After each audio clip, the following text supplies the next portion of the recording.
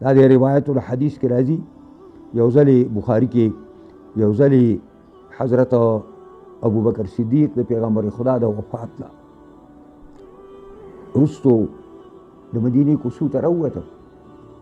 بس ګوري دغه حضرت عمر هم راووته انتهایی خبرې وخت نه تېرېږي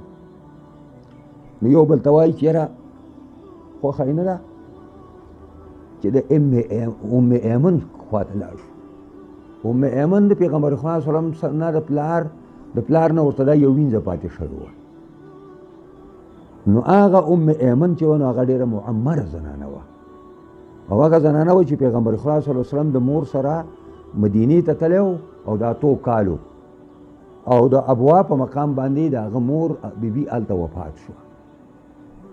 نو هغه هلته کفن دفن شوله او ام ایمن نبی صلی الله علیه وسلم واګسته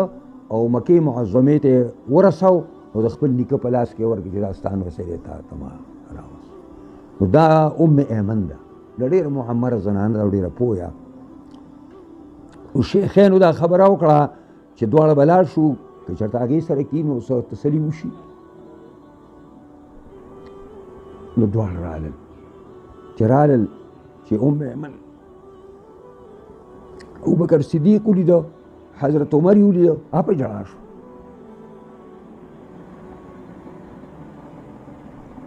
نو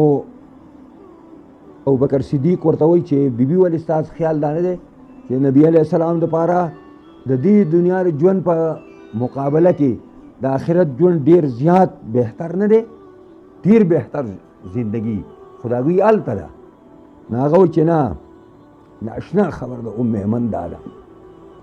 وایي په دې باندې نه ما دا خبره نه ده چې ګینې ما ته دا پته نشته دی چې وما عند الله خیر للابرار څه چې د الله سره دي هغه د نیکانو صالحانو دپاره بهترین شی د هغې نه بل نشته په دې باندې نه یم په دې خفه یم چې قرآن بند شو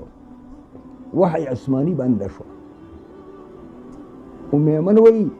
په دې نه یم خفه په دې خفه یم چې وحی بنده شو هغه روح بند شو او مونږه په دې راوړی وحی پیغمبر چې راوړی ده مونږه ته دا دیر سپارې وحی ده مونږ دې ته تیار نه یو چې دا ووایو دا زده کړو په دې باندې عمل وکړو او دا خپله قانون دی زمونږ چې دا مونږ نافظ کړو مونږ په دې باندې عمل وکړو نو چا ځان له یو څو مسلې راګیسي هر چا یو څو مسلې راګیسي دی او په هغې باندې مطمئن دی چې جنت ته به په دې نیغ ځمه والله بالله که په دې باندې مونږ لاړ شو چې څو دا مکمل دین مونږ نه خپل کړی او دې مکمل دین تصور او غم مونږ نه کړی